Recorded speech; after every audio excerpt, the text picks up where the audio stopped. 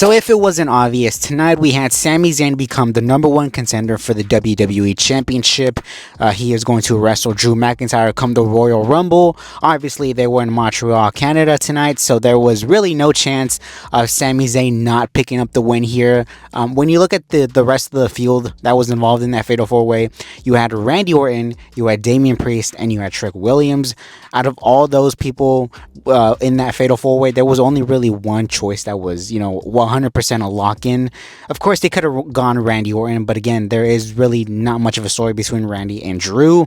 There is, however, a story between Drew and Sami, and it's kind of like a nice little pit stop as far as WrestleMania is concerned, because I don't really see Sami Zayn winning the championship and then heading into WrestleMania as the WWE champion. I think Sami Zayn and his whole story, I have to be Drew McIntyre, I have to be a WWE champion, a world champion.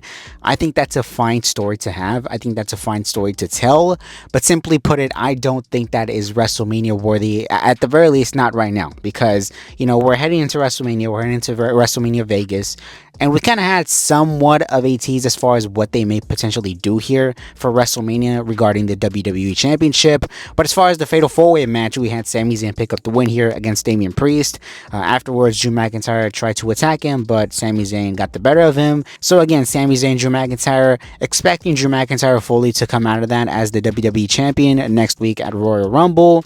And as far as how we started the show, we had Cody Rhodes and Jacob Fatu. I was wondering all week as far as, Cody Rhodes and Jacob Fatu, how they were going to handle this match, because you have two people here who really can't afford a loss right now. You have Cody Rhodes, who he lost the 3 Stages of Hell match against Drew McIntyre. So, he was coming into this as a loser. And Jacob Fatu, who literally just returned, has all this heat behind him. And if he goes in there and loses straight up to Cody Rhodes, that's not going to really do him all that well. So you have two people here who really couldn't afford a loss. So WWE did what they wanted to do here as far as, protect these two guys, and they never officially started the match here, right? They ended up brawling all around the arena, eventually with Drew McIntyre getting involved and, essentially, fucking over both Jacob Fatu and Cody Rhodes. They were like on a platform here of sorts in the crowd, in which Jacob Fatu gets thrown off into a table by McIntyre. McIntyre then low blows Cody and puts him through a table, jackknife powerbomb, and Drew McIntyre stands tall. I think they subtly teased, or potentially are showing you maybe a possibility of what they might run at WrestleMania as far as a triple threat between all these 3 guys, because there's been so many reports as far as what the main event is going to be as far as the WWE Championship, whether it's Cody and Roman, whether it's Cody and Drew McIntyre, or whether it's Cody, Drew McIntyre, and Fatu. And, it kind of seems like that's the direction that they're heading in, is a triple threat between all 3 guys. How we get there, again, that remains to be seen. Whether or not Cody's going to win the Rumble, whether or not Cody's going to win the Chamber, what happens to Fatu, how does Fatu get involved? Again, who attacked Fatu? Because, Fatu is claiming that McIntyre attacked him, but McIntyre is denying it. So again, there's a lot here going on. As far as the triple threat here, I think it's better than having just straight up Cody and McIntyre, because that was a rumor this past week that Cody and McIntyre was one of the penciled in plans for WrestleMania. And I feel like just Cody and McIntyre once again for the WWE Championship at WrestleMania, that's not a WrestleMania main event. Frankly, you have to have something else going on involved there.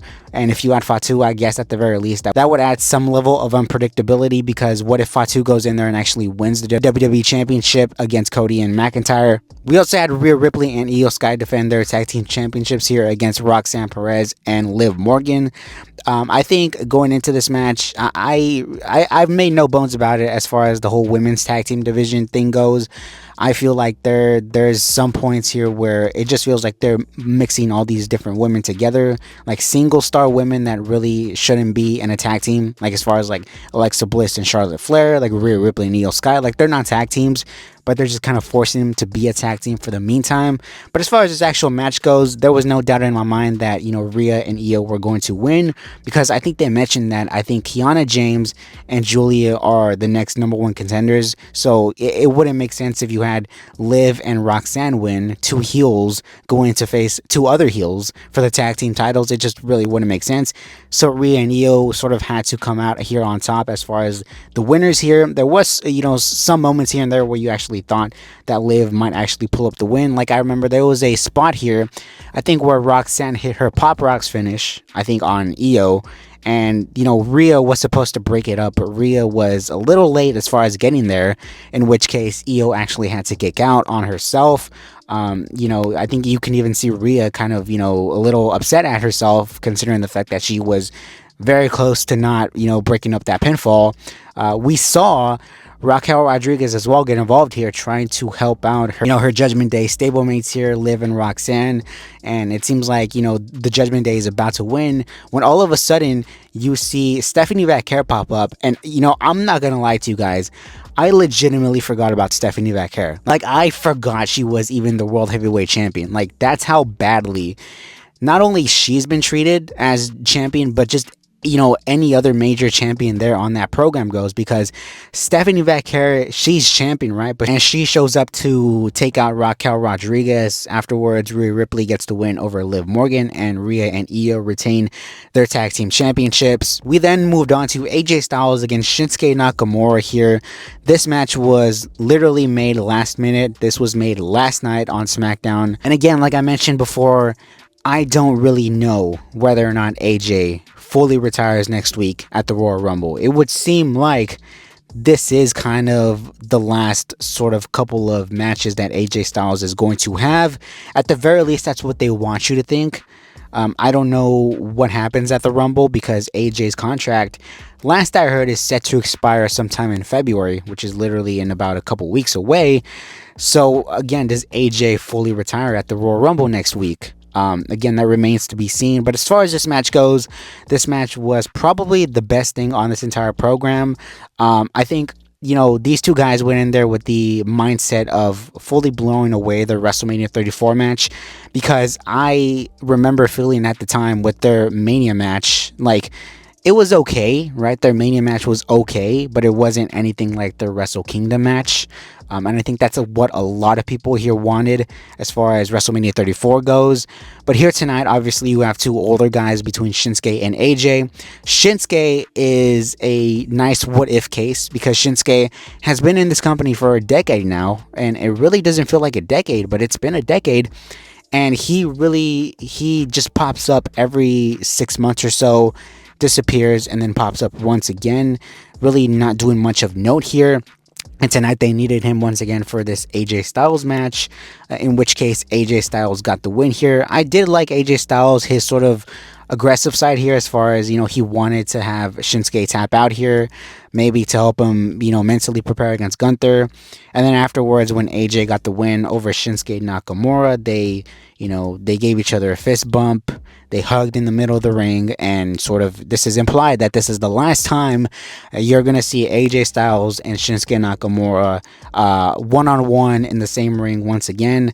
Again, I don't know come Royal Rumble time what the outcome is going to be, right? It literally could go either way. It literally could go AJ Styles possibly, picks up a surprise win against Gunther, or this is the end, right? This is the end for AJ Styles. He retires at the Royal Rumble. He gets a little send-off there in Saudi Arabia, and this is the end. And, Gunther can add one more name to his retirement, career killer gimmick list. Post your comments down below. Let me know what you thought of tonight's episode of Saturday night's main event. And until next time, I will see all of you on the next one.